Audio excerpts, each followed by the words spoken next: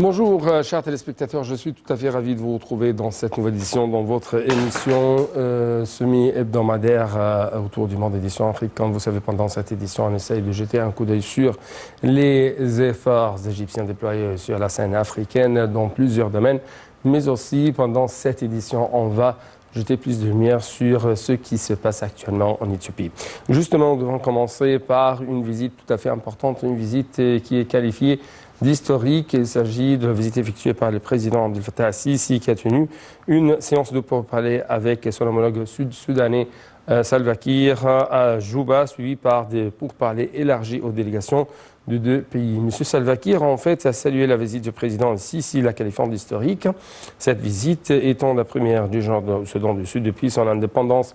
D'autre part, on trouve que le président Abdel Fattah al-Sisi, ou plutôt M. Salva Kiir, président sud-soudanais, a exprimé l'appréciation de son pays pour des relations de coopération étroite avec l'Égypte et a loué même les efforts égyptiens sincères visant à contribuer à réaliser la paix et la stabilité au Soudan du Sud et à lui présenter tout le soutien, mais aussi toutes les aides humanitaires. Donc, Marwa Al-Fashid Boussel, avant vous donner plus d'explications pendant ce prochain reportage.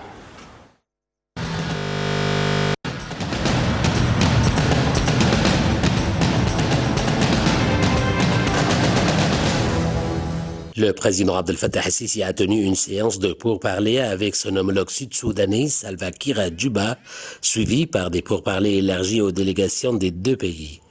Salva Kiir a salué la visite du président al-Sisi à Djouba, la qualifiant d'historique.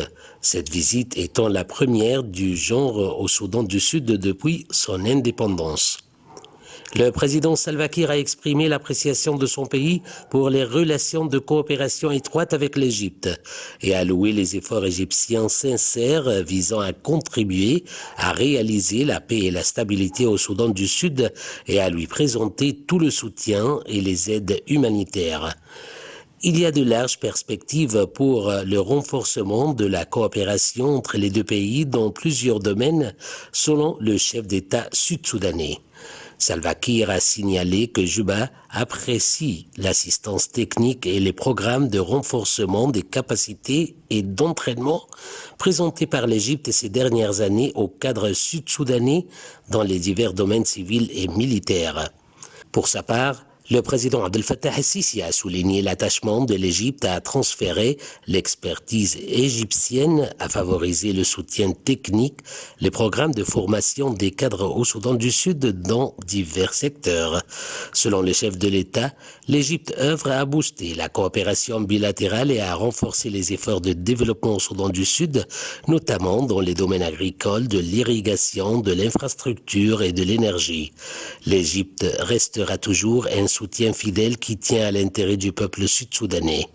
El-Sisi a appelé la communauté internationale à remplir ses engagements envers le Soudan du Sud, qui cherche à construire un meilleur avenir.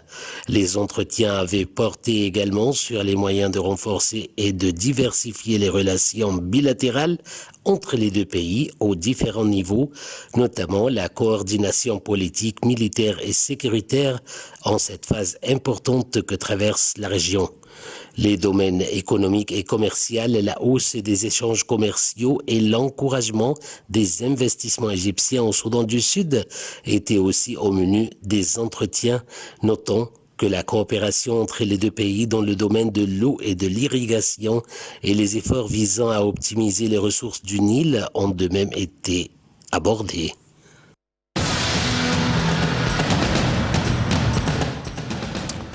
D'autre part, on trouve que la ministre égyptienne de la coopération internationale, Dr Rania Al-Mashat, a participé à la conférence virtuelle des femmes travaillant pour le changement organisé par le Forum des PDG en Afrique et accueilli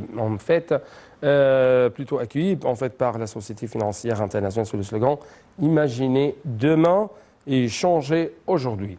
La ministre de la Coopération, Mme Rania Al-Mashat, a de même déclaré, je cite, « Nous devons changer de vitesse et changer de mentalité afin d'ignorer le genre, de voir la compétence comme le seul déterminant de ce qu'un individu peut faire et non son sexe. » Fin de citation. Donc, pour avoir toujours plus d'informations, vous devez être très fidèle à Marwa Al-Fashid Boussel.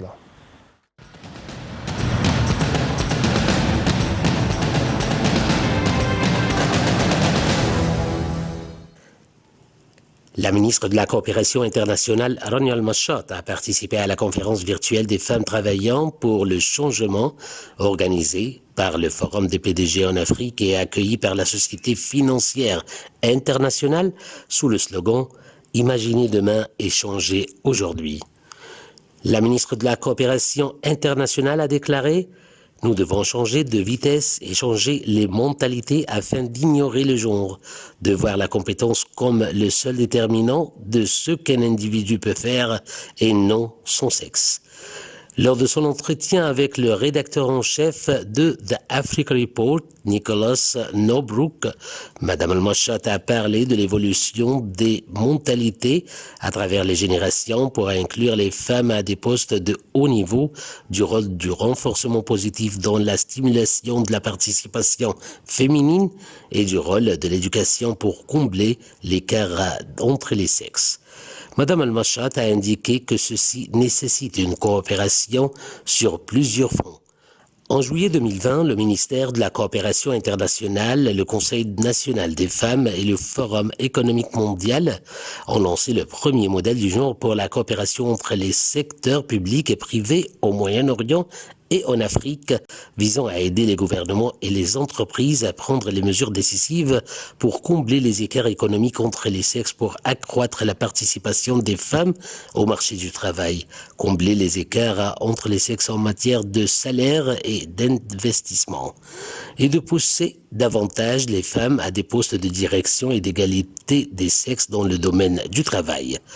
Mme Al-Mashhat a souligné que l'Égypte a été le premier pays à offrir une réponse spécifique aux femmes lors du Covid-19. Le pays a été classé premier dans les régions du Moyen-Orient et de l'Asie de l'Ouest grâce à 21 actions politiques selon le Programme des Nations Unies pour le développement. Elle a aussi souligné l'importance que l'éducation soit au centre des réformes.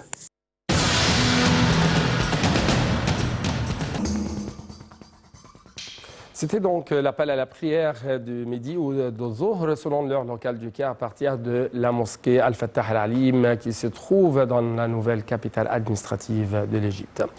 Justement, de retour aux actualités qu'on a aujourd'hui, en fait, en Éthiopie, il est tout à fait difficile de savoir précisément ce qui se passe en Éthiopie. En fait, ce week-end, le Premier ministre éthiopien a annoncé la fin de l'offensive armée dans la région du Tigré, revendiquant la victoire sur Mekele, la capitale du Tigré.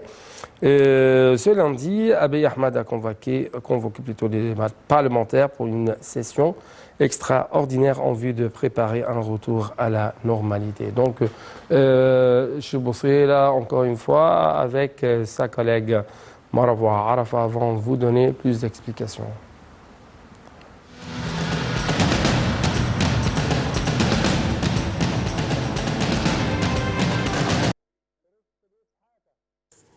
Il est toujours très difficile de savoir précisément ce qui se passe en Éthiopie.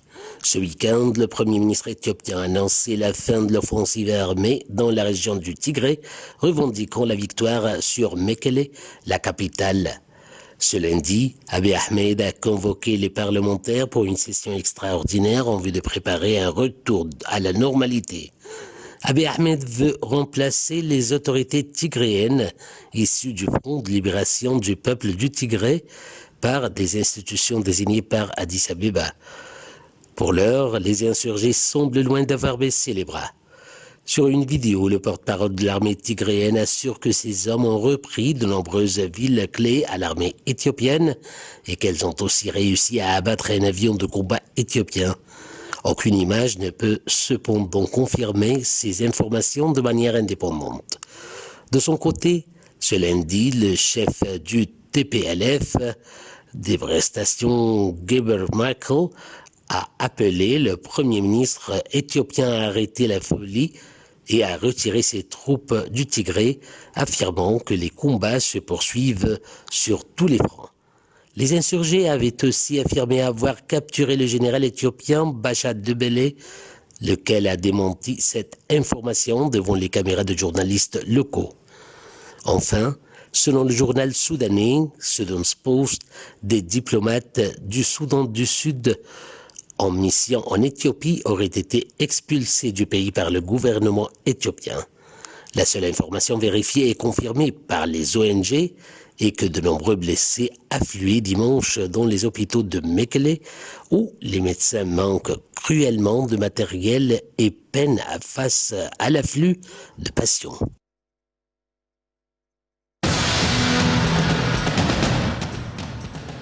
Donc, durant les prochaines 10 minutes qui nous restent dans cette édition, nous allons jeter plus de lumière sur cette visite effectuée par le président Abdel Fattah al-Sisi à Juba. Bien sûr, le président sud-soudanais, M. Salva Kiir, a donné des témoignages très importants en ce qui concerne le rôle égyptien au sein de l'Afrique, notamment avec les pays voisins de l'Égypte, les pays voisins du Sud, les pays même voisins du bassin du Nil. M. Salva Kiir a dit ou plutôt a exprimé l'appréciation de son pays pour les relations de coopération entre autres avec l'Égypte, a loué les efforts égyptiens sincères visant à contribuer à réaliser la paix et la stabilité au Soudan du Sud. Donc, bien sûr, il y a d'autres témoignages en ce qui concerne l'expertise égyptienne qui essaie toujours de contribuer à développer le Soudan du Sud, à mettre en place une infrastructure pour donner le pays un élan. Donc, nous avons en ligne de notre TV internationale M. Rizk Shehata, l'analyste politique et économique. M. Rizk Shehata, bonjour. Vous appelez. Vous êtes actuellement en fait en France, n'est-ce pas? Oui, bonjour Monsieur Hani, merci pour votre invitation. Oui, justement, ma question porte sur comment vous trouvez ou vous évaluez les efforts égyptiens visant à stabiliser la région sahélo-saharienne, la région du bassin du Nil, la région ou même les pays voisins de l'Égypte, afin de plus en plus donner une sorte d'espoir aux nouvelles générations, afin de plus en plus lutter contre l'immigration clandestine et le terrorisme. Écoutez, franchement, moi je peux que me réjouir en tant que citoyen égyptien. Nous avons un président stratégique. Ce président-là, il n'arrête pas de nous surprendre jour après jour. Pendant que tout le monde regardait le ciel, regardait, imaginait les rafales égyptiens qui vont aller partir pour régler le problème du barrage de Ennahda, on le trouve sur le sol du sud de Soudan, pour envoyer entre autres un message à l'Éthiopie pour lui dire nous sommes là à votre porte et que ce barrage va être géré par tout le monde, par tous les pays, dans l'intérêt économique du peuple éthiopien, mais aussi dans l'intérêt de ne pas avoir soif au peuple égyptien et dans l'intérêt également de la sécurité du Grand Soudan. Donc, le président Fattah al-Sisi a vraiment pris une solution. Bon, il a appris les leçons de l'histoire de l'Égypte, les bons moments et les mauvais moments. L'Égypte, bien sûr, une puissance africaine, doit s'intéresser aussi à ses voisins, qui est le Soudan. Le Soudan, qui, depuis le départ des frères musulmans et du président Béchir, a changé complètement. Et elle a changé même sa politique extérieure, elle est en train de normaliser avec Israël, on va tous vers la paix et c'est une bonne chose pour tout le monde parce qu'il est temps de développer tous ces pays-là. Et le sud du Soudan, même avec sa majorité chrétienne, on voit bien que le président Sisi, qui ne fait aucune différence entre des citoyens, quelle qu'elle soit leur religion, est quelque chose de très important. Et je pense que ce qui fait là, c'est extraordinaire. Moi-même, j'ai été surpris de cette solution qui est bien pour tout le monde. C'est bien pour le développement du sud du Soudan, c'est bien pour le Soudan, c'est bien pour l'Éthiopie et c'est bien pour l'Égypte. Comme ça, quand on va montrer la puissance égyptienne à la porte d'Addis Ababa, je pense qu'ils vont changer complètement Ils vont comprendre l'équation comme il faut. Oui, mais à partir de votre analyse, donc nous avons des forces armées égyptiennes nationales tout à fait bien établies sur le terrain, qui sont ici, qu'elles sont ici et qu'elles sont prêtes à défendre bien sûr les intérêts de l'Égypte à l'intérieur et à l'extérieur de ce pays. Mais en même temps, la politique générale de l'Égypte, c'est, entre deux guillemets, nous essayons toujours de tendre la main de la coopération avec les autres pays voisins. Le témoignage qu'on a aujourd'hui, c'est le témoignage de la part de M. Salva Kiir, le président soudanais, et qui a dit que l'Égypte contribue toujours à la stabilité, contribue toujours à la sécurité, contribue toujours à la paix au sein du Soudan, au sein d'autres pays voisins. Oui. Mais bien entendu, c'est clair, mais tout est lié. L'économie, le développement du sud du Soudan est lié à avoir des voisins stables, que ce soit au sud du Soudan ou dans le nord. Il est lié à la sécurité de tout le monde, au développement de tous les pays. Donc, quand l'Égypte, avec son poids, que ce soit économique ou population ou militaire ou tout ça est demandé parce que pour vivre en harmonie et en économie qui sera prospère pour tout le monde. Oui, justement, même j'aimerais bien jeter la lumière sur ce que vous venez de dire. En ce qui concerne, l'Égypte essaie toujours d'installer sur le terrain des États africains ou même soutenir des États africains sans distinction, sans prendre en considération les ethnies, les religions, ainsi de suite. C'est pour toujours arriver à réaliser le développement durable, n'est-ce pas? Exactement, parce que tout le monde a besoin de tout le monde. L'Égypte, elle ne peut pas vivre sans le Nil, et en même temps, ces pays-là, ils ont besoin d'une force régionale qui stabilise la sécurité pour tout le monde. Et c'est ce qu'il fait, le président égyptien. L'Égypte a montré que c'est un État de droit, un État fort, un État qui ne fait pas n'importe quoi. Et tout ça, ça va dans le bon sens pour tout le monde. Et je pense que la visite du président Fattah el-Sisi est économique, mais elle est stratégique à la fois. On ne peut pas le nier. Il faut être aveugle pour ne pas voir une stratégie derrière. Mais bien sûr qu'on souhaite tout le bonheur aussi pour nos voisins, que ce soit au Khartoum ou que ce soit au sud du Soudan. Et en Éthiopie même. En Éthiopie même. Justement, je dois vous remercier infiniment pour de tels éclaircissements, pour ce point de vue de votre part en ce qui concerne la visite du président Abdel Fattah el-Sisi au Soudan du Sud, qui révèle bien que l'Égypte mène une politique et a dans sa logique, bien sûr, que stabiliser les pays voisins, c'est-à-dire stabiliser l'Égypte. Assurer la sécurité et la paix dans d'autres pays voisins, c'est-à-dire assurer la sécurité et la paix, mais aussi les intérêts des Égyptiens. Je dois vous remercier infiniment, chers téléspectateurs, pour votre fidélité et bon suivi de nos programmes sur l'Antenne internationale.